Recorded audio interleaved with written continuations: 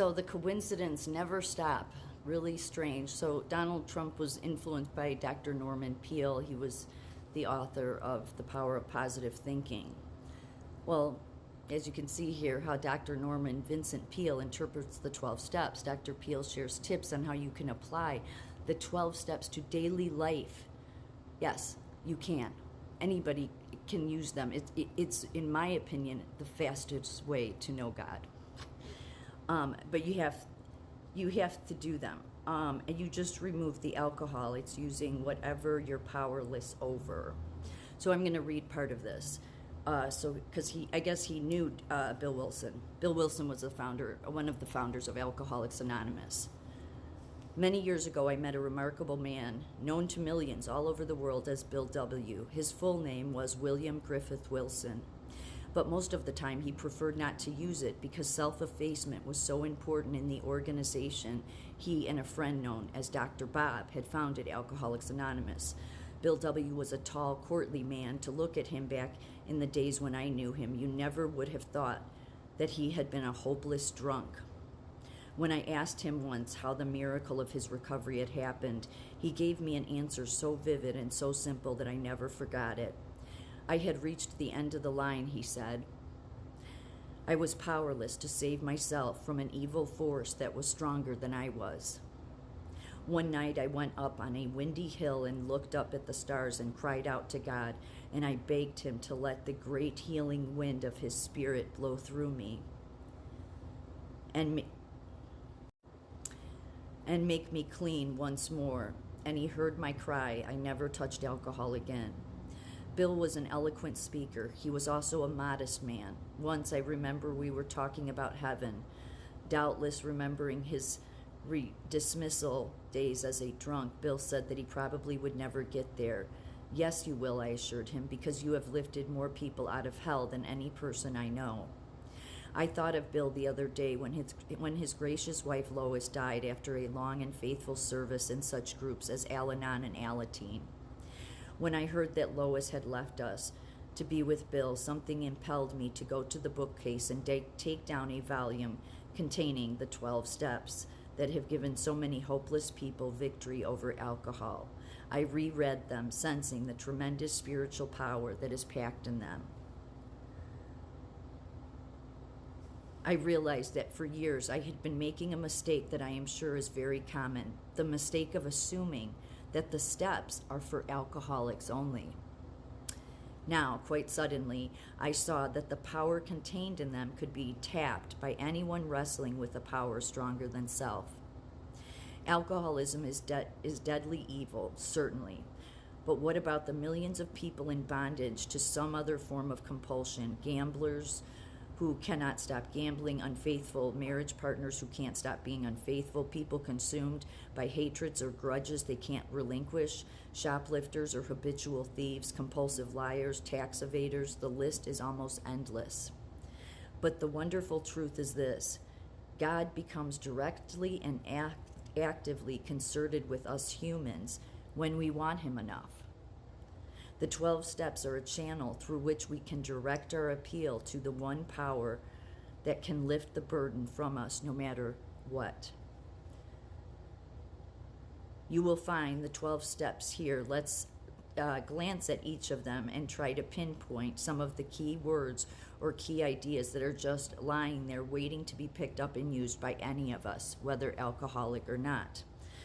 And many of this I mentioned in other videos. So let's take the first phrase. We admitted we were powerless. Look at your own life carefully. What are you powerless over? As a young man, I was powerless over a terrible inferiority complex that held me in its grips and made my life miserable. One day in despair, I sat down on the steps of Gray Chapel in Ohio, told the Lord that I was helpless, and asked him to remove this burden, which in his great kindness he did. But it was the admission of helplessness that let the power come through. Or take the second step, came to believe that a power greater than ourselves could restore us.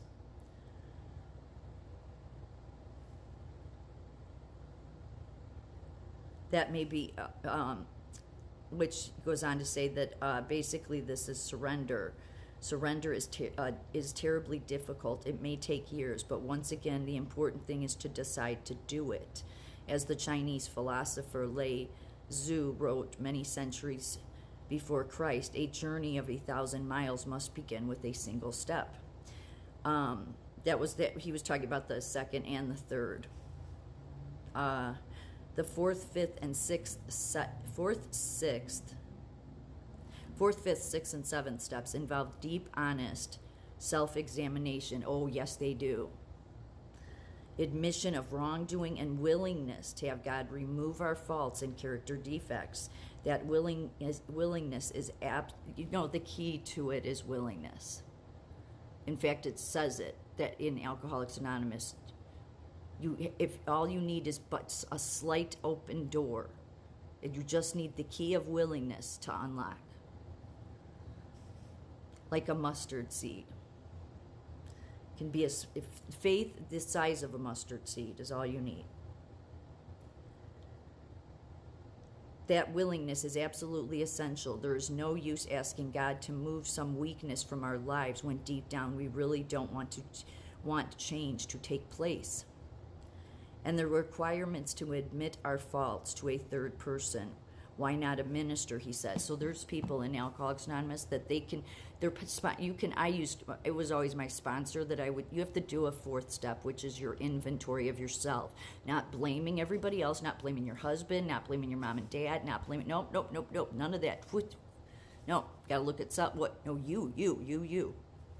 And it's the only way to clear the garbage. We live in a world that loves to blame everybody else. That's what socialists love to do.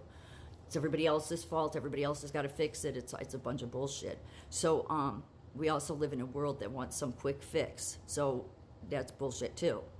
When it comes to deeply embedded problems that are of a spiritual nature.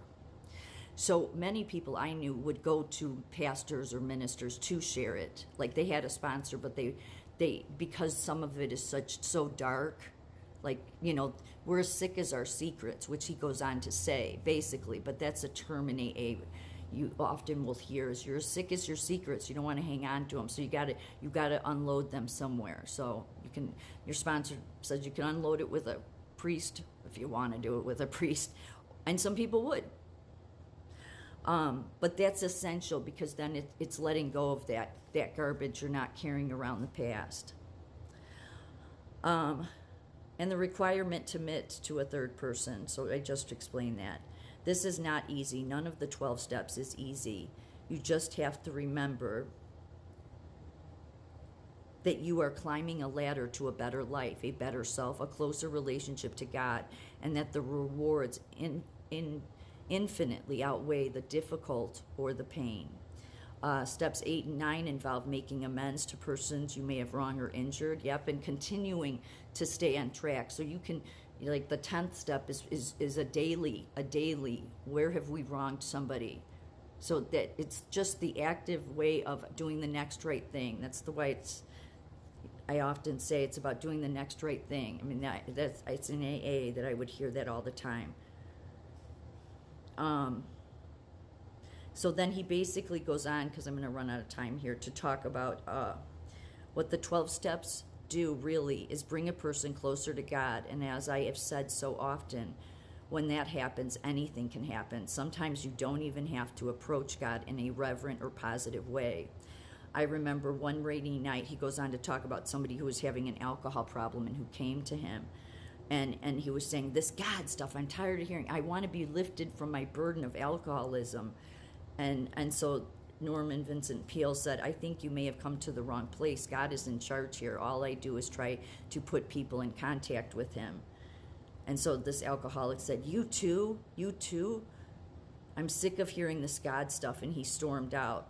And 20 minutes later, he had come back. So I guess while he was out in the storm, he was railing at God on the street. And he surrendered. That's basically what had happened. He had this experience. And he kept saying, I'm going crazy. What happened to me? And so he went back to talk to him. And he said, you just had a religious experience. I would say it was a spiritual experience. So the point of the story is that, yes, that's what ends up happening in the 12 steps, is you eventually have this religious experience. The best way to lead you to God, 12 steps.